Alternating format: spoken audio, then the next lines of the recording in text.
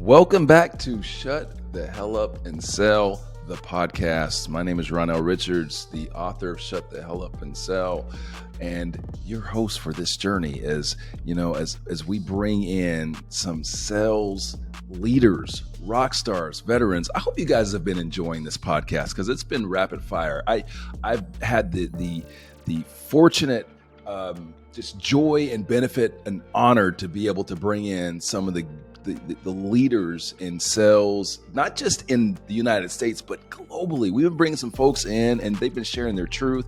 They've been vulnerable and it's been a blast. So if you have not listened to any other podcasts, I know this one's going to be a really popular one because we got a guy on here who's a freaking rock star. Make sure you check out the previous podcasts as well. Like go ahead and binge some of these, man, because it's just wisdom bombs like rapid fire. So, with that said, no further ado, I'm getting into it, man, because I got a guy like, in the music industry, we've got like Beyonce, we got like Ye, we got like Cher, but in the sales world, we got JB, John Barrows. What's going on, my man? What's up, Ron? I'm good. Yeah, I like this chair. I like the chair analogy. I know, right? Hey, it's the truth, though. Hey, JB. There's only one JB in this business, and that is you. So I want to welcome you on, man.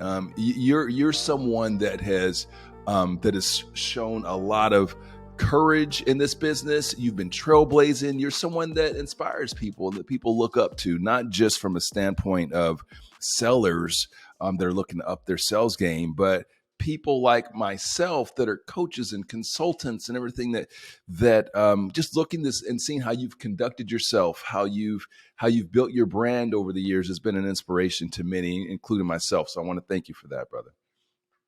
Thanks, man. I appreciate that. I do what I can to elevate this profession, and I appreciate what you're doing to do it as well. Thank you, sir. So check this out. Before we get into this, I got to give you a little bit of, I've got a little, let's just put it this way. I got a little issue with you right now. A little issue because I look over your damn shoulder and every time I see your face, my eyes are drawn to what is over your shoulder there. And as an Atlanta Falcons fan, it just, oh. Yeah, that. I don't think that wound's ever going to heal, man. The Patriots, look, like everybody gives us shit now for not being as good, and I'll take it because I got 20 years in my backpack of the best football anybody's ever watched. The truth? And I don't care what you say. That Super Bowl was when everybody waved the white flag on Brady. Everybody was like, all right, even if you were a hater, you were like, okay. Game's over. Like he just took it. There's no second. So yeah, I am that. I qualify. I'm that guy. Yes, I was a hater. Right. We were a house full of haters, and that day, yep. It's one of those days that I will never ever forget. Let me tell you something, John. We were literally planning our route to the parade. It's halftime. I'm sitting in a friend's house. There's like 50 of us in there, and we're like, hey, listen. So okay, so what we're going to do is we're going to take the kids out of school. Then we're going to take Marta, and we're going to go ahead and we literally were planning our route to the parade. And then that asshole did what he did and ripped our heart out. Yo, did you ever hear what Kyle Porter, the bet that Kyle Porter and I had? So Kyle Porter, Sales Loft, right? Like, so we've been friends since the beginning of both of us, and we put a bet on that game early, right? And the bet was, what was it? Rainmaker, his conference was coming up, right? And it was going to be after that. And we said, all right, whoever loses has to wear the other team's jersey up on stage when they're presenting, right? And so at halftime, and I'm not even joking, at halftime, I'm on Amazon. I'm looking at what Falcons jersey I got to buy. I'm like, God, man, this is going to suck. I'm like, I'm going to have to stand up in front of 4,000 people with a Falcons jersey in Atlanta. I'm like, this is just going to be brutal, right? And then bing, bang, boom. I was like, oh shit. And so I brought my Brady jersey. It's actually an autographed jersey by Brady, right? and to the show, and I do my presentation, and then I was like, right before I got off the stage, I was like, oh, hold on, I was like, I got a special little guest here that we need to bring up on stage, and Kyle like starts to try to sneak out the back. I was like, I'm like, come up on here and take your medicine, right? And so he comes up on stage, and I put this, he has to put the Brady jersey on, and I had 3,000 people booing the shit out of me. People are like, boo! I'm like, yup. So it was fun, And man. you have it fun. on But video. Jesus. oh yeah, got Wow. a video, I got a picture of it, everything. Wow. I used to really like you and respect you, man, but now I see what type of winner you are. Okay. Hey, but I would have won it, man. I come through on my bets, but I also hold people accountable for their bets. Like you ain't gonna jump out on me if you're gonna bet brought Kyle on to Jesus. All right. Well, hey, first thing, okay. So let's just hop in really quick. If you could just tell folks how you're impacting the world of sales, tell them a little bit about what it is that you do, please. Yeah, I mean, look, right now, sales training for the most part, but I share a lot of content out there. Just I've always been one to try to cut through all the noise, right? Like, one of the reasons I never wanted to be a sales trainer was because most sales trainers I had come across up until I got into this were either failed sales professionals or professional presenters, right? Like they were people that could talk a good game. I mean, you know the rule, the saying, right? If you can't do it, teach it, right? So, and that's what happens. A lot of people get into it and they're really good at explaining to people. But to me, this is a game that if you're not playing it, it's hard to listen to you tell me how to do it, especially now because it's things are changing so fast. There's so much new tech out there. Everything's evolving faster than I've ever seen personally. So if you were in the game, selling 10 years ago, even 5 years ago, and have not been actively selling, I have a hard time listening to you right now because what worked 6 months ago is not working anymore. And so you got to be on the front line. So I sell every day. I got my own quota. I'm out there grinding. I mean, I put a post out there on LinkedIn. When things started falling out, in January, I put my sales hat, like hardcore sales hat, back on. I've never stopped selling, but like full grind sales. And so January, I put my hat back on and went to work. And I think I drove it was 49 meetings, 49 sales calls in February. Right. And so I translate that to people in ways, right? I work dedicated with clients, but then I share a lot of content. We got a platform that people can join, individual members can join, and they can get access to all the stuff that we do and the live sessions I do and everything else. So just trying to do my part, man, to elevate the profession here by sharing content out there that works and is relevant. Well, and you're doing it, man, with 979 million LinkedIn followers. Like, I'm creeping up on 400. I'll do a little celebration when we get 400 followers. That is very impressive, and it speaks to the impact that you're making and how you make people feel, and the sort of value that you're bringing. And that's what we're all about. That's what Shut the Hell Up and Sell is all about. That's what I'm all about, man. Like, none of the superficial shit. What I love about what you just said is that you are a practitioner. It's totally different. And I give an example in the book, John, where I talk about a baker, right? And, someone that gets a recipe as opposed to someone that understands the ingredients holistically. If I've got to churn the butter, if I've got to mill the flour, my understanding of the ingredients is just way different. It's just at a whole nother level. Yeah. So you, my friend, are one of those folks. So, hey, I want to know what your first sales gig was. Where did it start? And don't tell me like, Paperboy and all. Yeah, I know. We all are paper boys and lemonade stands. Like, when was the first time that you got a check to sell? I mean, I would say waiter was that, but I would say like my first formal sales job, and I never thought about sales as a career, right? Just like everybody else. I mean, I'm 47 years old, right? So 27 years ago when I was graduating college, there wasn't really any degrees in sales. It was, you didn't know about it. It was still to this day, it's the default profession.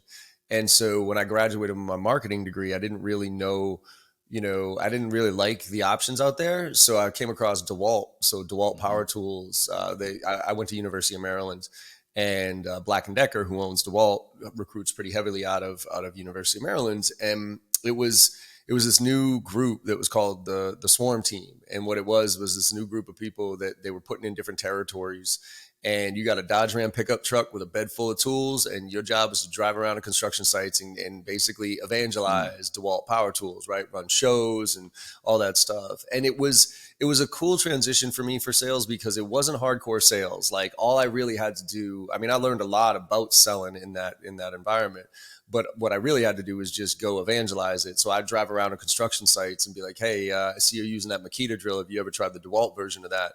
Why don't you check it out? Give me some feedback. And that's really where I kind of caught the bug of what sales was to me. It wasn't about, the stuff that I had heard of. It was about helping people out and solve problems and also understanding real needs of the clients as opposed to just going straight to the top.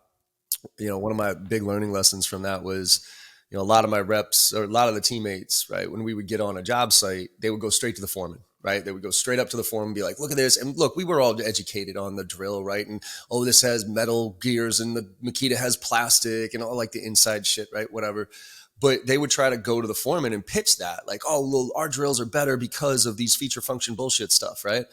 Look, I've always played around with tools. I like tools, right? And I love DeWalt tools, but I didn't know, like, I'm not like I'm a home tool user. You know what I mean? Like I'm not a construction site user. And so what I would do is while everybody else would go straight to the foreman, I would look at the construction workers. I'd roll up on site and I'd be like, yo, I'd just sit down next to a guy, bring lunch or something like that. I'd be like, hey, I noticed you're using the Makita version of this. Have you ever tried the DeWalt? Right? Well, no. I'd be like, you know what? Could you do me a favor? I'm going to give you this tool that you can just beat the ever living shit out of for the next week or so. And then would you mind if I came back and I just asked you some questions about what you thought about it and, that type of stuff, right? Yeah, sure. Right. You're going to give me a free tool. Great. So I'd leave and then I'd come back and I'd just sit down and have lunch with him and talk to him. He'd be like, oh man, this thing's so much better because it doesn't burn out and I don't get a blister anymore and this, that, blah. And I was like, oh, okay, cool. And then I would take that knowledge and then I would go to the foreman and be like, hey, I've been talking to a bunch of your guys here and they're telling us that they're getting blisters with this drill. It's crapping out after this. And I gave them the DeWalt version for a couple of weeks and it's actually solved a lot of those problems. So I was curious, would you be open to picking up some DeWalt next time you go for a purchase, right? And they'd be like, my guys, like, you tell me my guys like it better than that? Yeah, absolutely. I'll do that, right? So it was like kind of that bottom up approach that I learned and it's one of my 12 guiding principles, which is you can learn something from everybody. I don't care what role they're in. Right. So that's why like reps who try to skip through gatekeepers or blast through gatekeepers or trick them or something like that, like you got to slow down because the amount of knowledge you can learn from, gain from that individual, if you work with them right, is invaluable to get to the right person. Wow. What I heard there, man, is that you learned something early on that it takes a lot of other people, a lot longer to learn, which is the power of influencers, right? And and so those guys, while they may not have been the direct purchaser of the product, they were clearly very strong influencers. You skipped over something really quick as you were about to tell your story of your first sales gig.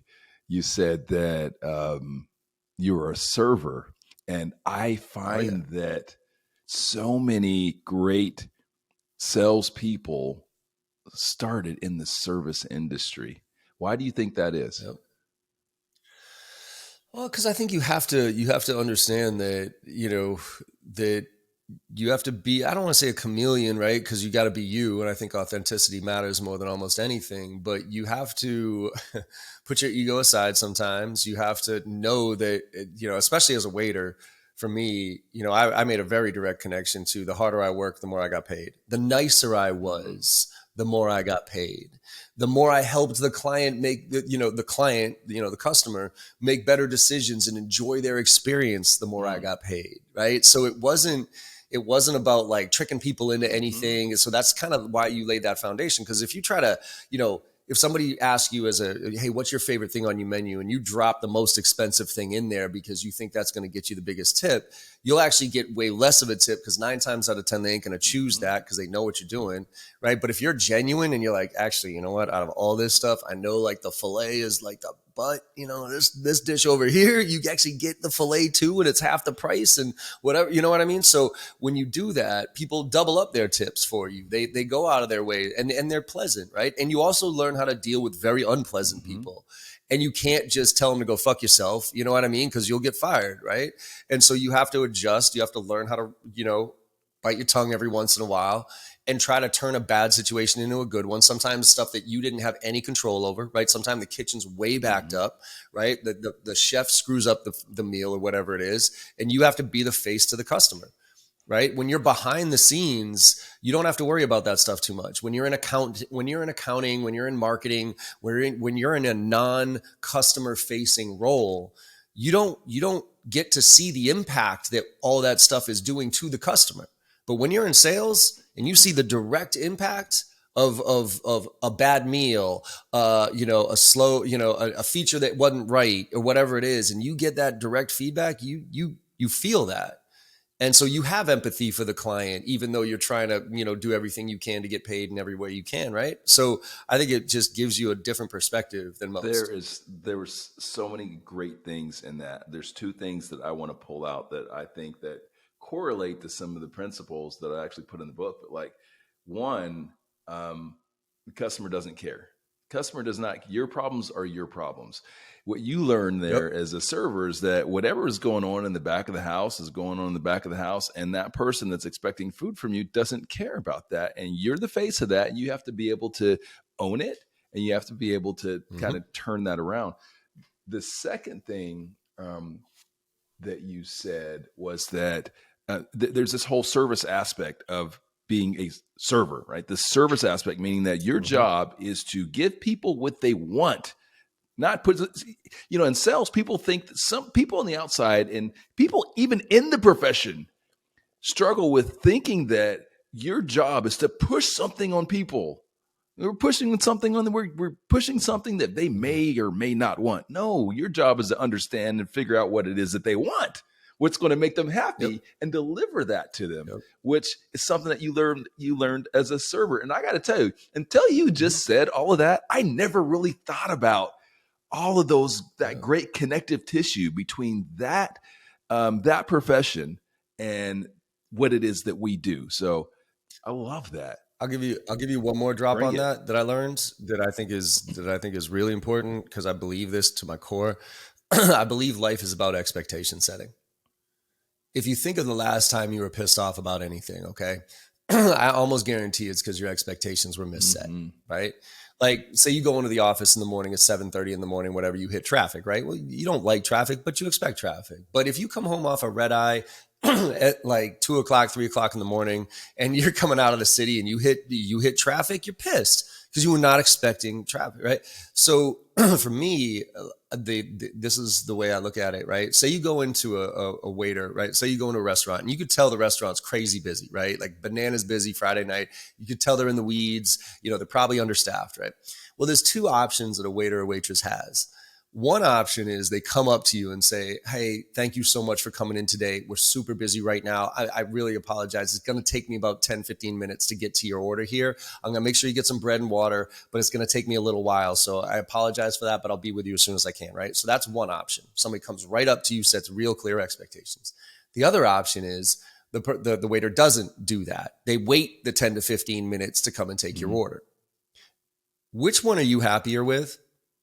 Now, mind you, notice you get your order taken at the exact same time. 15 minutes after you get sat down, your order is taken. So the result is the same. Which waiter or waitress are you happier with? The one who came to you and said, hey, it's going to take about 10 to 15 minutes and I'll try to, make sure you get some water, whatever it is. Or the person that said nothing, but still came to you at the exact same time. Which one are you? Absolutely the first one. Absolutely, right?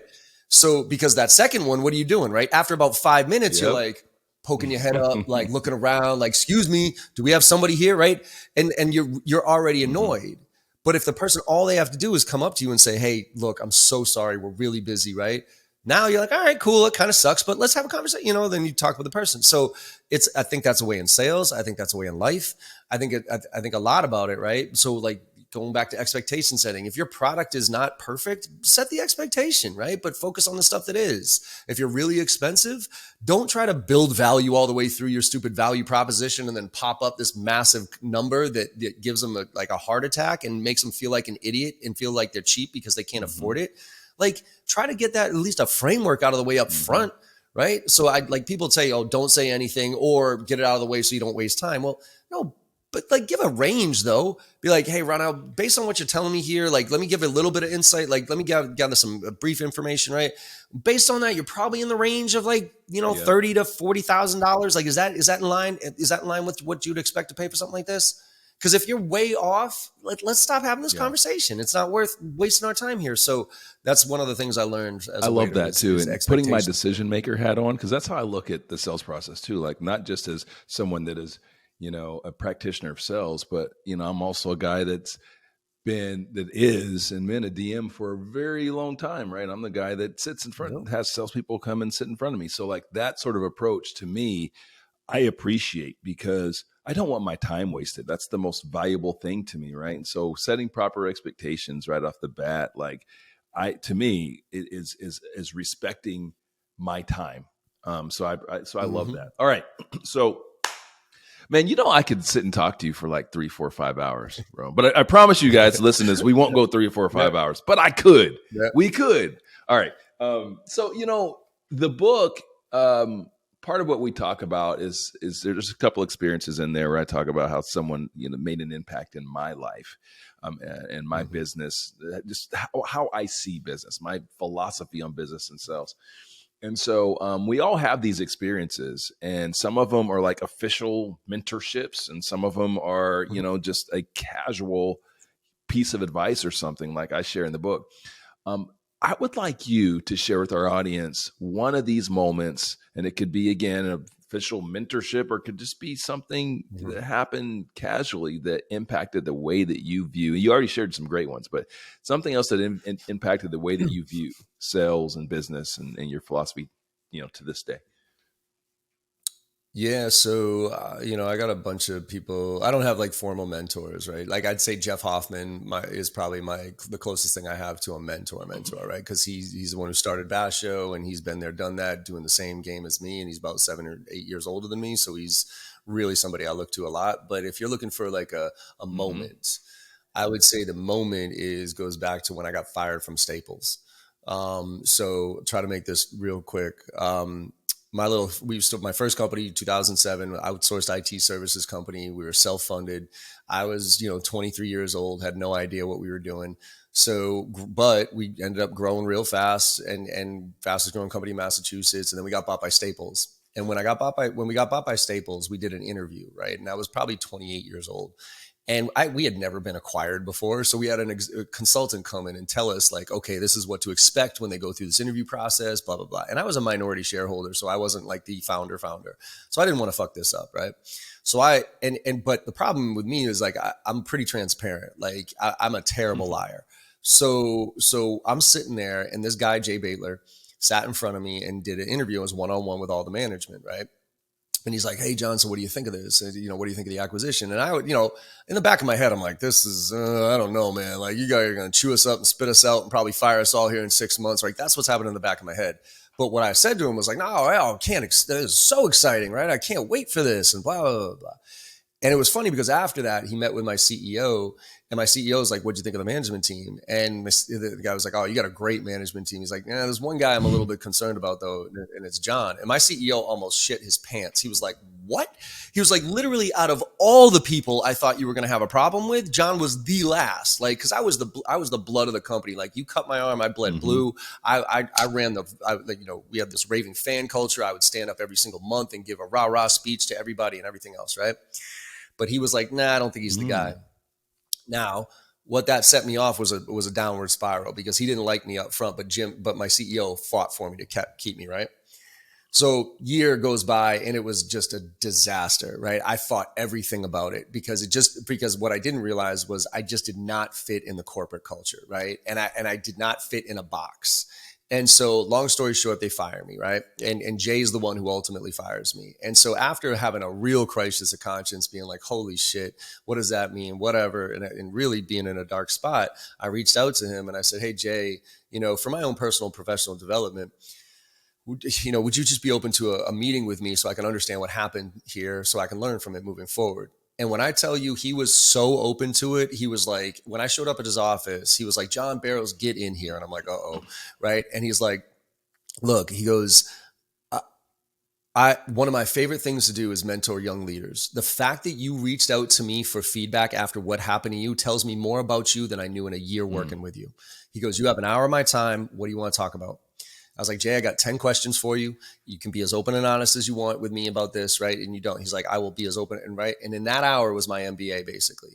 And one of the questions was, would you have been open to a meeting like this when I was working for you so we could have this conversation? And he goes, well, yeah, of course I would have. Why not? And I'm like, and mind you, this is coming from a guy who ran a 12 billion with a B part of the organization of Staples. Like, this guy's baller, right? And so I go, well, I wasn't really allowed to, Jay. And he's like, what do you mean? I go, well, Jay, Jim was kind of protecting me because he's like, well, John, I'm going to ask you a question. He goes, what's the risk? And I was like, what do you mean? What's the risk? The risk is I come and I talk to you and you get pissed off at me and you fire me. And I got people that depend on me, my team and all this other stuff. He goes, John, let me ask you something. Say, I'm going to paint two scenarios for you. Say you go over your boss's head, right? While we were working together, you go over your boss's head and you try to ask for a meeting like this. And I just tear you apart. I rip you apart. I go back to your boss. I'm like, who the hell is this kid? Whatever it is. And I tear you apart. He goes, would you have wanted to work for me at that point? And I'm like, well, no. He goes, well, then do you think you would have made your own decisions on how to get out of here and made an easier plan for yourself? I was like, yeah, probably. He goes, now let me flip it around. He goes, what if you had this meeting and it went like this? It went really well, and we got a lot out of this. He's like, do you think your life here over the past year would have been a little bit easier? I was like, well, yeah. He goes, I'm going to ask you again, what's the risk? And I was like, damn. And so now that changed my whole philosophy on decision making, because it stopped being basically, now what I ask myself is, what's the worst case scenario? Like, if I go do something, what's the worst case scenario? And if I'm okay with the worst case scenario, I'll do it. If I'm not okay with the worst case scenario, I'll try to come up with another plan. And just to put a cap on this one, fast forward, I got the opportunity to work for Jack Welch, like GE Jack Welch, to help his online MBA program get off the ground. And so I was working for him. And so I had a chance to work for them, and they would look for references. And guess who I gave? Jack Welch. Guess who I gave as a reference? Right? Jay Baitler. And you know what Jay Baitler said to Jack Welch when Jack Welch called him and said, should I hire John Barrows? He goes, you'd be an idiot if you don't hire John Barrows. So what's the risk? Let's be a tactical here, because I know your crew like tactical stuff. You're sitting there at our main, your main point of contact. Okay. You got to get to power. You got to get to power, right? What's the risk? If you're doing it for the right reasons, because you found out impact on their timeline and those type of things, and this is going to make a difference for their business, you got to ask yourself, what's the risk of going over this person's head? And if the risk is I lose the deal, if you're okay with that, then fucking do it. But if you're not, figure out another strategy. I love that, man. And that's something that I've often said to my sellers over the years, like, you can't lose what you don't have. It's Right. kind of like the reason for doing something like that. Because I think in the sales process, a lot of, not just in the sales process, in business in general, a lot of what can control us, our actions, is fear, right? And that's what controlled your actions there and kept you from going to Jay sooner, is because you were afraid of, this could happen. And then he so articulately put it to you that what's the worst? What's the risk? What could happen in both of those outcomes? Once you are able to process that and accept both of those outcomes, well, the fear is gone. I love that. Yep. All right, man. So, would you have, it really sounds like, Jay also checks that box in a major way of someone that like provided some mentorship to you, that was really impactful. 'Cause that's part of, our journey as sellers and as business people, but especially in sales, because, you can't, the stuff that you're talking about right now, like, you didn't learn that at the University of Maryland, and you couldn't have learned that at the University of Maryland. It takes mentorship. It takes someone either, officially or, kind of like Jay did to help us to be the best person that we can be. So, dude, I love that. So you are Mr. Tactical. Clearly you're great at telling stories as well. You've got tons of great stories, but you're also, one of the things I love about you is that your tactical advice and direction is on point. Like, so, and that's someone that is a true practitioner that's in the game. Those are the people that I believe provide the best sort of tactical direction and advice. So we've already got one nugget. I would love it if you would drop Mhm. one more like sales nugget, Yeah. something that someone can take from this podcast and apply it to their business and start to see some sort of positive result. Yep. Yeah, so this one's, I'll give you my favorite. And you can actually Google Jay Barrows' favorite nugget on this one, but it's a real simple one. I call it the summary email. The way it works is this: is that you and I have a conversation today, I know, and say you're trying to sell to me. It's not that I'm lying to you, right? It's just I got so many things going on right now, right? So you and I have this conversation. 2 weeks later, I don't remember this conversation, quite frankly, right? So for you to try to hold me accountable 2 weeks later, a week later about what we talked about, I actually think that's kind of rude. I'm like, dude, I don't know. I've had 55 conversations. What did we talk about again?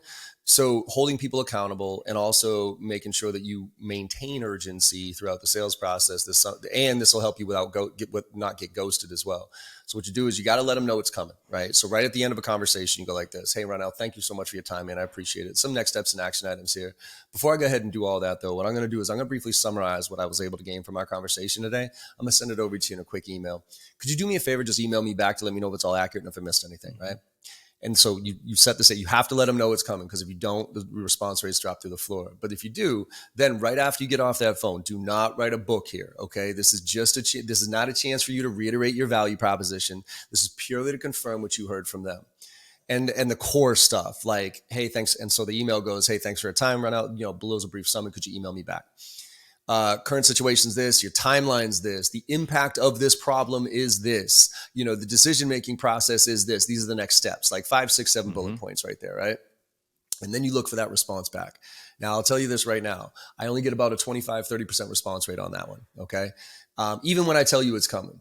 But what I realize is people, first of all, of the 25, 30% response that I get back, I get about an 80 to 90% close ratio on those deals. Of the ones I don't get back, I get about a 30 to 35% close ratio. So 35 is pretty good, but 90 is way better, right? Or 80 is way better. It also tells me power.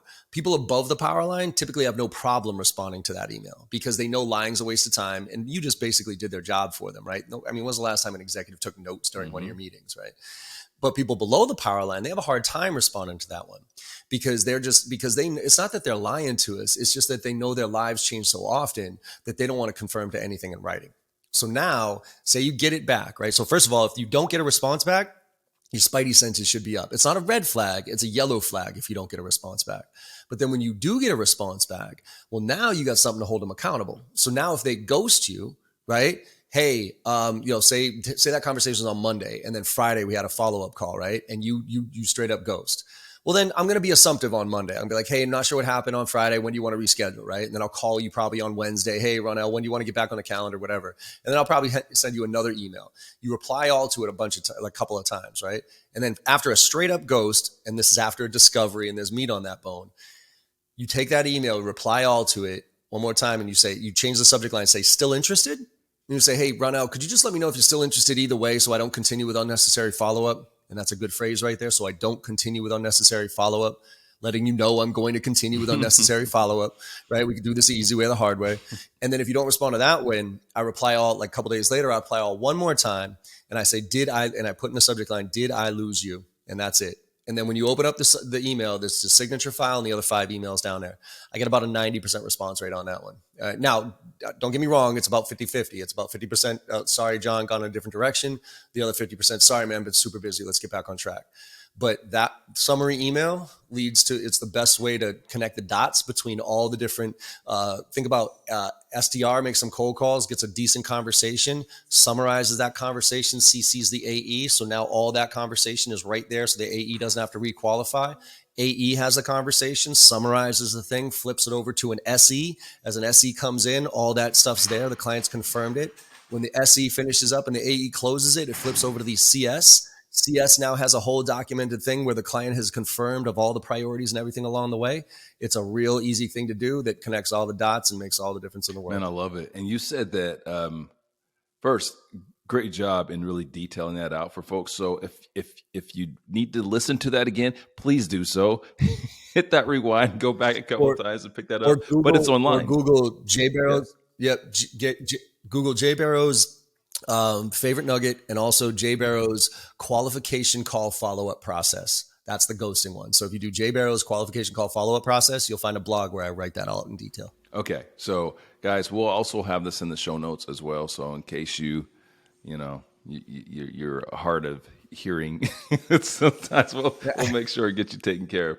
Listen, JB, this has been a blast, man. It really has. And, I would say that this one has been special on a few different wavelengths for me. One, because we're about the same age, so like there's this whole like similar path there that I can really relate to.